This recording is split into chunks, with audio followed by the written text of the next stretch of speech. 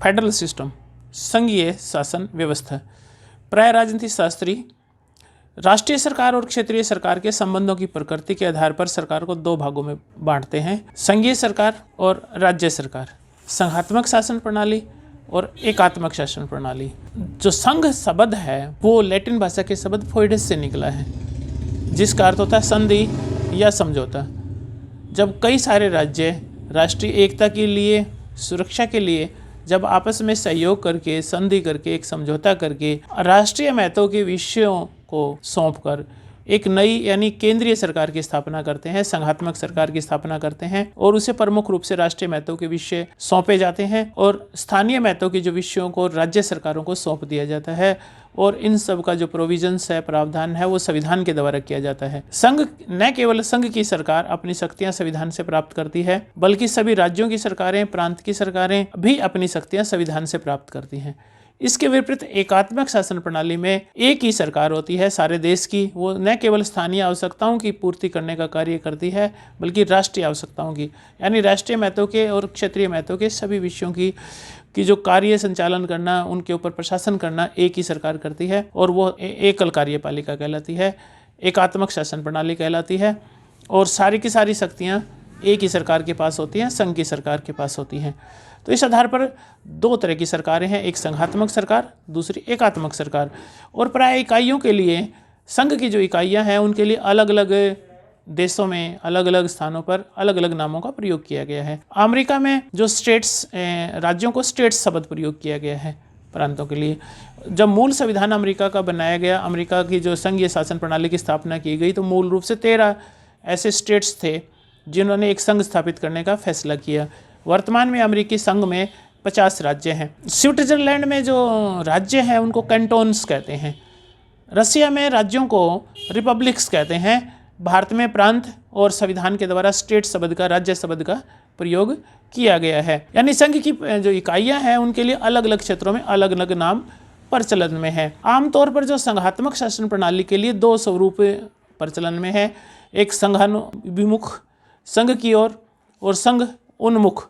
यानी जब कई राज्य मिलकर एक संघ की स्थापना करते हैं, एक तो वो संघ, दूसरा संघ एक देश है, एक राज्य है, और वो प्रशासनिक सुविधा के लिए अपने आप को इकाइयों में बांट ले, जैसे भारत, जैसे कनाडा और जैसे अमेरिका। अमेरिका में 13 राज्यों ने मिलकर एक संघ की स्थापना की थी। कनाडा एक देश को प्रशासनिक सुविधा के लिए पहले 4 में प्रांतों में बांटा गया, उससे आगे अब और आगे कई प्रांतों का निर्माण किया गया है।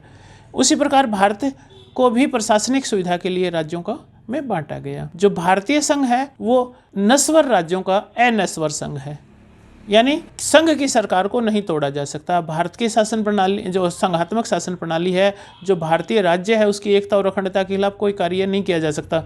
कोई भी राज्य है वो संघ से अलग नहीं हो सकता, लेकिन केंद्र सरकार या संघ की सरकार किसी राज्य को 2 हिस्सों में बांट सकती है, उसके नाम, क्षेत्र और सीमा में परिवर्तन कर सकती है, 2 राज्यों के विभिन्न भागों को मिलाकर एक नए राज्य का निर्माण कर सकती है। इस प्रकार जो भारतीय राज्य हैं वो नस्वर हैं, और जो भारतीय संघ है वो अनस्वर है। अमेरिका का जो संघ है वो अनस्वर राज्यों का अनस्वर संघ है, यानी न तो केवल तो राज्यों को तोड़ा जा सकता है, न ही संघ को तोड़ा जा सकता है। संघात्मक शासन प्रणाली में संघीय शासन प्रणाली, जो संघीय सरकार है वो भी अपनी शक्तियां संविधान से प्राप्त करती है, और राज्य सरकारें भी प्राप्त करती हैं। संघीय सरकार किसी राज्य की नाम, सीमा में, उसके क्षेत्र में परिवर्तन नहीं कर सकती अमेरिका के अनुसार।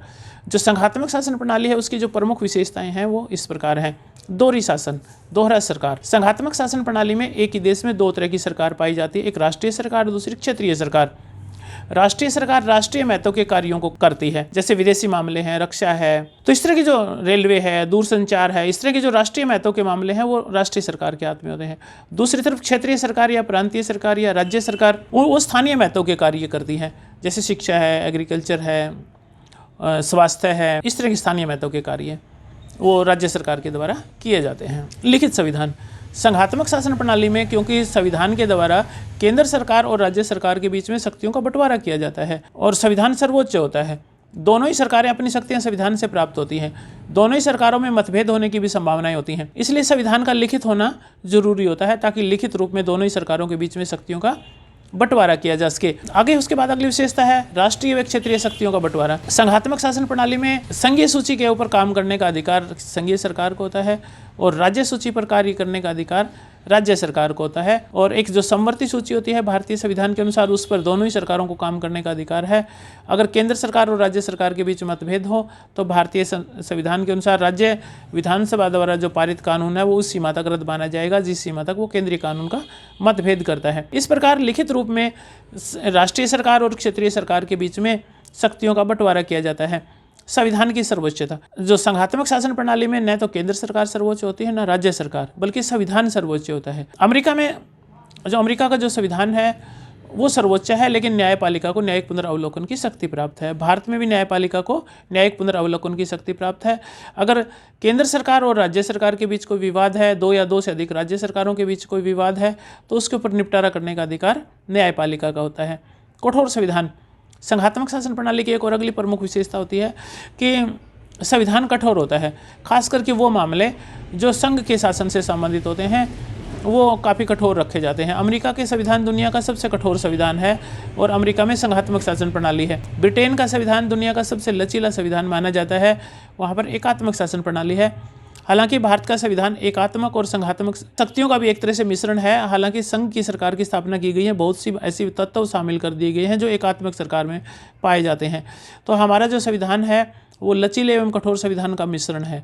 संविधान का कुछ भाग में परिवर्तन करना जो खास करके संघ से संबंधित है काफ़ी कठिन है, और जो राज्य सरकार से संबंधित मामलों में आसानी से संशोधन किया जा सकता है। बहुत सारे मामलों में आसानी से संशोधन किया जा सकता है। स्वतंत्र न्यायपालिका, संघात्मक शासन प्रणाली में अगर केंद्र सरकार और राज्य सरकार के बीच कोई मतभेद है, दो या दो से अधिक राज्य सरकारों के बीच कोई मतभेद है, तो उसका निर्णय करने का कार्य न्यायपालिका करती है। न्यायपालिका को पूर्ण रूप से स्वतंत्रता दी जाती है और उसको न्यायिक पुनर्अवलोकन का भी अधिकार होता है। अगली प्रमुख विशेषता है द्विसदनीय विधायिका। संघात्मक शासन प्रणाली में आमतौर पर उस देश की संसद या विधायिका के दो सदन होते हैं। एक सदन आम जनता का प्रतिनिधित्व करता है, उसको हाउस ऑफ रिप्रेजेंटेटिव बोलते हैं, हाउस ऑफ पीपल बोलते हैं, और दूसरा सदन राज्यों का प्रतिनिधित्व करता है, जैसे भारत में राज्यसभा, अमेरिका में हाउस ऑफ सीनेट। अमेरिका की जो सीनेट है उसमें सभी अमेरिका के 50 राज्य, प्रत्येक राज्य दो सदस्य वहां पर भेजता है, यानी कुल 100 सदस्य चुने जाते हैं। हालांकि इंग्लैंड में एकात्मक शासन प्रणाली है, उसके बावजूद 2 सदन दिए हुए हैं, लेकिन प्रमुख रूप से ये एक प्रमुख विशेषता माना जाता है कि जहाँ संघात्मक शासन प्रणाली है वहाँ पर संसद के उसके 2 सदन पाए जाते हैं। उसके बाद एकात्मक सरकार की प्रमुख विशेषताएं, इसमें नंबर 1 है एकल सरकार। एकात्मक शासन प्रणाली वाले राज्यों में देश में एक ही सरकार होती है और वो राष्ट्रीय सरकार होती है, उसी के हाथ में सारी शक्तियाँ होती हैं। वो न केवल स्थानीय महत्व के कार्य करती है बल्कि वो राष्ट्रीय महत्व के कार्य भी उसके द्वारा किया जाता है। संविधान अलिखित भी हो सकता है जैसे ब्रिटेन, और संविधान लिखित भी हो सकता है जैसे कि फ्रांस और ब्रिटेन दोनों में ही एकात्मक शासन प्रणाली है। ब्रिटेन का संविधान विकसित हुआ है, लिखा नहीं गया। एकात्मक शासन प्रणाली है इसलिए वहाँ पर अलिखित संविधान भी चल सकता है, लेकिन वहाँ पर अगर संघात्मक होती तो नहीं चल पाता। लेकिन फ्रांस में भी एकात्मक शासन प्रणाली है, लेकिन वहाँ पर संविधान कैसा है, लिखित है, संविधान को लिखा गया है, शक्तियों का विभाजन नहीं। एकात्मक शासन प्रणाली की अगली प्रमुख विशेषता होती है क्योंकि राज्य सरकारें या तो अस्तित्व में नहीं होती या केंद्रीय सरकार के द्वारा अपनी आवश्यकता के अनुसार अगर गठित भी किया जाता है तो उनका संवैधानिक दृष्टि से कोई अस्तित्व या कोई विशेष महत्व नहीं होता, संवैधानिक कोई प्रोविजन नहीं होता। जो राज्यों की जो इकाइयाँ हैं वो अपनी शक्तियाँ एकात्मक शासन प्रणाली में अगर कहीं इकाइयाँ हैं भी तो वो अपनी शक्तियाँ संविधान से प्राप्त नहीं करती, केंद्रीय सरकार से प्राप्त करती हैं, और केंद्रीय सरकार इकाइयों को में जब चाहे उनको समाप्त कर सकती है। तो एकात्मक शासन प्रणाली में जो इकाइयाँ हैं वो संघ से, एकात्मक शासन प्रणाली में जो इकाइयाँ हैं वो अपनी शक्तियाँ राष्ट्रीय सरकार से प्राप्त करती हैं, और संघात्मक शासन प्रणाली में जो इकाइयाँ हैं वो अपनी शक्तियाँ संविधान से प्राप्त करती हैं, संघीय सरकार से नहीं। तो एकात्मक शासन प्रणाली में जो इकाइयों का अस्तित्व संघ के ऊपर निर्भर करता है। तो खास करके भारत में जो संघात्मक शासन प्रणाली अपनाई गई है उसके पीछे ऐतिहासिक अनुभव है। भारत का संविधान संघात्मक शासन प्रणाली की स्थापना करता है, लेकिन भारतीय संघ के लिए जो शब्द प्रयोग किया गया वो फेडरेशन शब्द प्रयोग नहीं किया जाता, बल्कि यूनियन ऑफ स्टेट शब्द का प्रयोग किया जाता है, जो कि कनाडा के संविधान से लिया गया है। भारतीय जो संघात्मक शासन प्रणाली है उसमें संघ सरकार को ज़्यादा शक्तिशाली बनाया गया है राज्य सरकारों की अपेक्षा। डॉक्टर भीमराव अंबेडकर ने भी कहा कि अमेरिका की तरह जो भारतीय जो संघ है वो राज्यों के बीच कोई संधि या समझौते का परिणाम नहीं है, बल्कि भारत सरकार ने प्रशासनिक सुविधा के लिए राज्यों का गठन किया गया है। इसके अतिरिक्त भारत में जो राज्यों को संघ को तोड़ने सोचने का कोई अधिकार नहीं है। जबकि केंद्र सरकार राज्यों को नाम, क्षेत्र और सीमा में परिवर्तन कर सकती है। यानी भारतीय संघ जो है अनस्वर है, लेकिन जो भारतीय राज्य हैं वो अनस्वर नहीं है बल्कि नस्वर हैं। तो भारतीय जो संविधान में जो संघात्मक शासन प्रणाली की स्थापना की गई है उसकी प्रमुख विशेषताएं। दोहरा शासन। भारत का संविधान दो तरह की सरकारों का गठन करता है, एक राष्ट्रीय सरकार और दूसरी क्षेत्रीय सरकार। राष्ट्रीय सरकार राष्ट्रीय महत्व के कार्य करती है और क्षेत्रीय सरकारें, प्रांतों की सरकारें स्थानीय महत्व के कार्यों का संचालन करती हैं। लिखित संविधान। भारत का संघात्मक शासन प्रणाली की एक प्रमुख विशेषता होती है कि संविधान लिखित होना चाहिए। भारत का भी एक लिखित संविधान है जिसे एक संविधान सभा ने लिखने का कार्य किया, जो 2 वर्ष 11 महीने और 18 दिन में जाके पूरा हुआ। भारत का जो मूल संविधान था उसमें 395 अनुच्छेद, 22 भाग और 8 अनुसूचियां थी। वर्तमान संविधान में काफ़ी सारे महत्वपूर्ण बदलाव हो चुके हैं, संशोधन हो चुके हैं और वर्तमान में जो भारत के संविधान में 450 अनुच्छेद, 24 भाग और 12 अनुसूचियां हैं। शक्तियों का बंटवारा। भारत का संविधान संघ सरकार और राज्य सरकारों के बीच शक्तियों का बंटवारा करता है। इसके लिए 3 सूचियां बनाई गई हैं, संघीय सूची, राज्य सूची और समवर्ती सूची। संघीय सूची में जो मूल संविधान था उसमें 97 विषय थे, अब उसमें संशोधन करके 3 और अन्य विषयों को जोड़ दिया गया है और अब जो संघीय सूची है उसमें 100 विषय हैं। राज्य सूची में जो मूल संविधान था उसमें 66 विषय थे और उसमें जो 5 विषयों को कम कर दिया गया है। अब राज्य सूची में जो विषयों की संख्या है वो 61 है। समवर्ती सूची में जो मूल संविधान में 47 विषय थे, अब उनकी संख्या 52 है। यानी संशोधन करके, हालांकि उसमें कुछ बदलाव किया गया है, लेकिन भारत का संविधान राज्य सरकार और केंद्र सरकार के बीच शक्तियों का बंटवारा करता है और जो राज्यों की सरकारें हैं वो भारत के संविधान से अपनी शक्तियां प्राप्त करती हैं। संविधान की सर्वोच्चता। भारत में न तो केंद्र सरकार सर्वोच्च है न राज्य सरकार सर्वोच्च है, बल्कि संविधान सर्वोच्च है। भारतीय संविधान की एक अपनी विशिष्टता है कि भारत में एक संघात्मक शासन प्रणाली की स्थापना करता है जिसमें संविधान सर्वोच्च है, केंद्र सरकार और या राज्य सरकार सर्वोच्च नहीं है। लेकिन भारत की संसद को संविधान के किसी भाग में संशोधन करने का अधिकार है। इसके अतिरिक्त जो न्यायपालिका है उसके एक स्वतंत्र न्यायपालिका की स्थापना की गई है जो किसी भी विषय के ऊपर न्यायिक पुनर्वलोकन कर सकती है। 2 या 2 से अधिक राज्यों के बीच में कोई झगड़ा है या कोई विवाद है तो उसका शांतिपूर्ण ढंग से हल करने का जो कार्य करती है वो भारत की न्यायपालिका करती है, संघ सरकार नहीं। और या संघ सरकार और राज्य सरकार के बीच में भी कोई झगड़ा है तो उसके ऊपर निर्णय करने का कार्य न्यायपालिका करेगी। तो इस प्रकार भारत का संविधान की सर्वोच्चता की स्थापना के साथ साथ न्यायिक पुनरावलोकन की शक्ति भारत की न्यायपालिका को देता है, सर्वोच्च न्यायालय को देता है। और उसकी अगली प्रमुख विशेषता है कठोर संविधान। भारत का संविधान एक जो संघात्मक शासन प्रणाली से संबंधित भाग है, राष्ट्रपति का चुनाव है, भारतीय राज्यों का संसद में प्रतिनिधित्व है, उसको काफ़ी कठोर बनाया गया है। और संघात्मक शासन प्रणाली से संबंधित, संघ से संबंधित जो विषय हैं उनमें संशोधन करना काफ़ी कठोर है। इन विषयों में तभी संशोधन किया जा सकता है जब दोनों सदन अलग अलग कुल सदस्य संख्या का बहुमत और उपस्थित और मतदान करने वाले सदस्यों का 2/3 बहुमत से अलग अलग प्रस्ताव पास करें। उसके बाद आधे से अधिक राज्यों की स्वीकृति मिले, उसके बाद राष्ट्रपति अपनी स्वीकृति दे, तभी संविधान के उस भाग में बदलाव किया जा सकता है। यानी संघ से संबंधित मामलों में भारत का संविधान काफ़ी कठोर है। स्वतंत्र न्यायपालिका।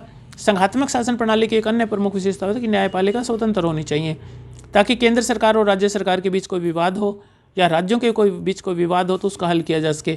इसलिए भारत में भी एक स्वतंत्र न्यायपालिका की स्थापना की गई है। द्विसदनीय विधानमंडल। संघात्मक शासन प्रणाली की एक प्रमुख अन्य विशेषता होती है कि जो संसद है उसके 2 सदन होने चाहिए। एक सदन राज्यों का प्रतिनिधित्व करे, दूसरा आम जनता का। भारत की संसद में भी 2 सदन हैं, एक लोकसभा और दूसरी Rajya Sabha. Lok Sabha house of people आम जनता का प्रतिनिधित्व करती है। राज्यसभा यानी राज्यों का सदन है जो राज्यों की विधानसभा, राज्यों की सरकारों का प्रतिनिधित्व करने का कार्य करती है। लेकिन भारत में जो बहुत सारे ऐसे प्रोविजंस किए गए हैं, प्रावधान किए गए हैं जो भारत को एक संघात्मक शासन प्रणाली की स्थापित करते हैं। लेकिन भारत का एक ऐतिहासिक अनुभव रहा है कि जब भी संघ की सरकार कमजोर हुई है, विदेशी हमलावरों ने देश पर हमला किया है। इसलिए न केवल भारत में संघात्मक शासन प्रणाली की स्थापना की गई, राष्ट्र की एकता और अखंडता की रक्षा करने के लिए बहुत सारे ऐसे तत्व भारत के संविधान में शामिल कर दिए गए जो भारत को एकात्मक राज्य, जो आमतौर पर एकात्मक राज्य में पाए जाते हैं लेकिन संघ होते हुए भारत के संविधान में भी पाए जाते हैं। इसमें नंबर 1 है सशक्त केंद्र सरकार। भारत में जो संघात्मक शासन प्रणाली है वो अमेरिका की अपेक्षा कनाडा के ज़्यादा नज़दीक है। अमेरिका में राज्य सरकारों को ज़्यादा शक्तियाँ प्राप्त हैं संघ की भी अपेक्षा। शीत युद्ध के दौरान हालांकि अमेरिका की जो संघीय सरकार है उसकी शक्तियाँ बढ़ी हैं। आमतौर पर शीत युद्ध के दौरान अमेरिका में एक मुहावरा प्रचलित होता था, एक बात प्रचलित होती थी कि जो रशियन भालू है वो अमेरिका में एकीकरण की ओर लेके जा रहा है। उससे पहले अमेरिका के राज्यों को और भी ज़्यादा शक्तियाँ प्राप्त थी। कनाडा में जो संघात्मक शासन प्रणाली है उसमें संघीय सरकार यानी यूनियन ऑफ स्टेट है उसको ज़्यादा शक्तिशाली बनाया गया। उसी प्रकार जो भारत में भी जो संघ सरकार है वो ज़्यादा शक्तिशाली है राज्यों की अपेक्षा। जो भारत में जो ज़्यादा महत्वपूर्ण जो विषय हैं वो संघ की सरकार को सौंपे गए हैं। न केवल उनकी संख्या ज़्यादा है बल्कि वो उनका प्रभाव और जो महत्व है वो भी ज़्यादा है। और जो राज्य सूची है उसमें न केवल विषयों की संख्या कम है बल्कि बहुत सारी ऐसी परिस्थितियां पैदा होती हैं जब राज्य सूची के विषयों के ऊपर भी संघ सरकार को कानून बनाने का अधिकार मिल जाता है। जैसे अनुच्छेद 352, 356, 2 या 2 से अधिक राज्यों की मांग पर, जब देश में इमरजेंसी डिक्लेयर कर दी गई हो, जब किसी अन्य देश के साथ युद्ध या शांति की कोई घोषणा है, और या किसी अन्य देश के साथ कोई संधि भारत सरकार करती है उसको लागू करने के लिए अगर कोई राज्य सूची के विषय के ऊपर कानून बनाना आवश्यक है तो संघ की सरकार उस विषय के ऊपर कानून पास कर सकती है। उसी प्रकार समवर्ती सूची के ऊपर भी हालांकि दोनों सरकारों को कानून पास करने का अधिकार है, लेकिन अगर राज्य सरकार और केंद्रीय सरकार में इस मामले पर मतभेद हो, विधानसभा के द्वारा पारित कानून उस सीमा तक रद्द माना जाएगा जिस सीमा तक वो केंद्रीय कानून का विरोध करता है। अगली जो भारत में एकात्मक विशेषता है वो राज्य अनस्वर नहीं है। भारतीय जो राज्य नस्वर हैं, भारत है वो नस्वर राज्यों का अनस्वर संघ है, यानी राज्यों को संघ से अलग होने का कोई अधिकार प्राप्त नहीं है। कोई राज्य संघ को तोड़ने की बात नहीं कर सकता, अलग नहीं हो सकता। और लेकिन केंद्र सरकार किसी भी राज्य को उसकी नाम, सीमा, क्षेत्र में परिवर्तन कर सकती है, नए राज्य का निर्माण कर सकती है, 2 राज्यों के क्षेत्र को लेकर नए राज्य का निर्माण कर सकती है। और संसद ये भी सामान्य बहुमत से अगर उस राज्य की विधानसभा एक प्रस्ताव भेजती है, और प्रस्ताव भेजना आवश्यक भी नहीं है। संविधान का लचीलापन, भारत का संविधान लचीले एवं कठोर संविधान का मिश्रण है। भारत के संविधान का बहुत बड़ा भाग सामान्य बहुमत से पारित प्रस्ताव से भी बदला जा सकता है। अमेरिका का संपूर्ण संविधान कठोर है और अमेरिका के जो संघात्मक शासन प्रणाली में संविधान की कठोरता एक प्रमुख विशेषता है, और ये माना जाता है कि संघात्मक शासन प्रणाली में संविधान कठोर होना चाहिए। और भारत में संघात्मक शासन प्रणाली होते हुए भी संविधान को लचीला रखा गया है। आपातकालीन उपबंध, भारतीय संविधान की एक और प्रमुख विशेषता है आपातकालीन प्रोविजंस। अनुच्छेद 352, 356 और 360। अगर देश के सामने कोई युद्ध या संकट काल है तो राष्ट्रपति अनुच्छेद 352 के अनुसार आपातकाल की घोषणा कर सकता है। अगर कोई राज्य सरकार संविधान के प्रावधानों के अनुसार शासन न चला रही है तो उस राज्य में राष्ट्रपति शासन लगाया जा सकता है। अनुच्छेद 360 के अनुसार अगर देश की वित्तीय साख को कोई खतरा है तो वित्तीय इमरजेंसी घोषित की जा सकती है। और इन सब परिस्थितियों में जो देश का संघात्मक ढांचा है वो एकात्मक में बदल जाता है। संपूर्ण विषय क्षेत्र में भारत की संसद को कानून बनाने का अधिकार मिल जाता है और केंद्रीय कार्यपालिका का विस्तार है राज्य सूची के विषयों तक विस्तारित हो जाता है। एकल नागरिकता, भारतीय संविधान हालांकि संघात्मक शासन प्रणाली की स्थापना करता है, लेकिन भारत के सभी नागरिक भारत के नागरिक हैं। कोई किसी राज्य का निवासी नहीं है, कोई नागरिक नहीं है। एक व्यक्ति एक राज्य से अगर दूसरे राज्य में जाता है तो उसको वही सुविधाएं और अधिकार प्राप्त होंगे, राइट टू वोट और अदर्स जो दूसरे अधिकार हैं उसको प्राप्त होंगे। अमेरिका में अगर एक राज्य से कोई व्यक्ति दूसरे राज्य में जाता है तो उसको संघ का नागरिक माना जाता है, उस राज्य का नागरिक नहीं माना जाता। जबकि भारत का संविधान संपूर्ण भारत को एक देश, एक इकाई के रूप में गठित करता है और सभी नागरिकों को भारत का नागरिक डिक्लेयर करता है। देश का कोई भी निवासी देश के किसी विभाग में जा सकता है, बस सकता है, घूम फिर सकता है, उसके ऊपर कोई कानूनी रोक नहीं है। एकीकृत न्यायपालिका, संघात्मक शासन प्रणाली में प्राय दो न्यायपालिका पाई जाती है। एक न्यायपालिका संघीय कानून को लागू करने के लिए, दूसरी न्यायपालिका राज्य कानूनों को लागू करने के लिए। जैसा कि अमेरिका में संघीय कानूनों को संघीय न्यायपालिका लागू करती है, राज्य कानूनों को राज्य न्यायपालिका। भारत में एकीकृत न्यायपालिका है, चाहे वो कोई व्यक्ति केंद्रीय कानून का उल्लंघन करता है या राज्य के कानून का उल्लंघन करता है, उसे एक ही न्यायपालिका के द्वारा सजा दी जाती है, उसके मामले की सुनवाई की जाती है। अगली जो एकात्मक विशेषता राज्य प्रतिनिधित्व में असमानता। अमेरिका में जो हाउस ऑफ सीनेट है, दूसरा सदन है जो राज्यों का सदन है, सभी 50 राज्यों के 2-2 प्रतिनिधि चुने जाते हैं, यानी 100 टोटल सदस्य चुने जाते हैं। भारत की राज्यसभा में जो राज्यों का प्रतिनिधित्व असमान है। उत्तर प्रदेश के सबसे ज़्यादा सदस्य चुने जाते हैं और कुछ राज्य का सिर्फ एक यानी ही चुना जाता है, यानी एक समान प्रतिनिधित्व नहीं है। अखिल भारतीय सेवाएं, जो अखिल भारतीय सेवाएं हैं जैसे IAS, IPS, IFS यानी इंडियन फॉरेस्ट सर्विस, उन सब की नियुक्ति केंद्र सरकार के द्वारा की जाती है। उनकी ट्रांसफ़र हालांकि राज्य सरकार करती है क्योंकि वो राज्य सरकार के अधीन काम करते हैं। वही अधिकारी केंद्र में भी काम करते हैं और राज्यों में भी काम करते हैं, और उनके ऊपर जो पूर्ण रूप से नियंत्रण होता है वो संघीय सरकार का होता है। तो यह भी भारत में एक प्रमुख केंद्रीकरण का एक प्रमुख तत्व है। राज्यपाल की नियुक्ति, भारत में जो अमेरिका में जो गवर्नर्स की जो नियुक्ति है उनका चुनाव होता है, राष्ट्रपति किसी गवर्नर की नियुक्ति नहीं कर सकता। भारत में जो गवर्नर्स की नियुक्ति है, राज्यपाल की नियुक्ति है, वो राष्ट्रपति के द्वारा की जाती है। उनको चुनाव नहीं लड़ना पड़ता। एक तरह से जो राज्यपाल हैं वो केंद्रीय सरकार के एजेंट के रूप में काम करते हैं और केंद्र सरकार के आदेशों के अनुसार शासन का संचालन करते हैं।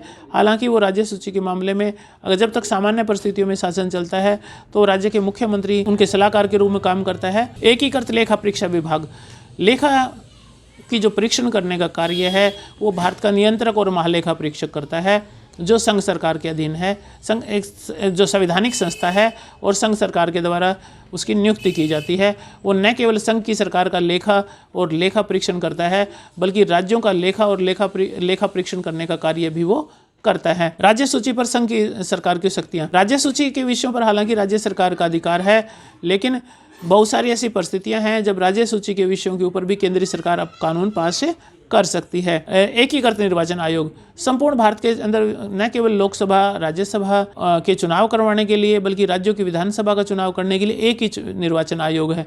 अमेरिका में राज्यों का जो निर्वाचन आयोग है वो अलग है और संघ का जो निर्वाचन आयोग है वो अलग है। राज्यों के विधेयक राष्ट्रपति की स्वीकृति, राज्यों के राज्यपाल के पास ये अधिकार प्राप्त होता है कि बहुत सारे विषयों पर राज्य विधानसभा के द्वारा पारित जो विधि है, जो बिल है, उसको राष्ट्रपति की स्वीकृति के लिए आरक्षित रखा जा सकता है, यानी उसको केंद्र सरकार के पास भेजा जा सकता है। जब केंद्र सरकार यानी राष्ट्रपति उसको जब स्वीकृति दे देता है तभी वो लागू हो सकता है, वरना नहीं लागू हो सकता। इस प्रकार जो भारत में जो संघात्मक जो शासन प्रणाली स्थापित की गई है उसमें एक बहुत सारे एकात्मक तत्वों को भी शामिल किया गया है। इसलिए कई बार बहुत सारे राजनीतिक विचारक ये कह देते हैं कि जो भारत है वो अर्ध संघ है, या जो भारत में संघ तो है उसका झुकाव लेकिन केंद्रीयकरण की ओर है।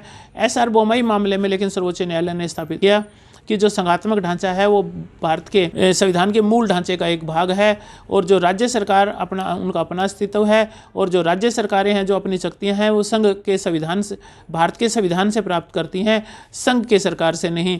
इसलिए जो भारत है वो एक संघात्मक शासन प्रणाली वाला देश है।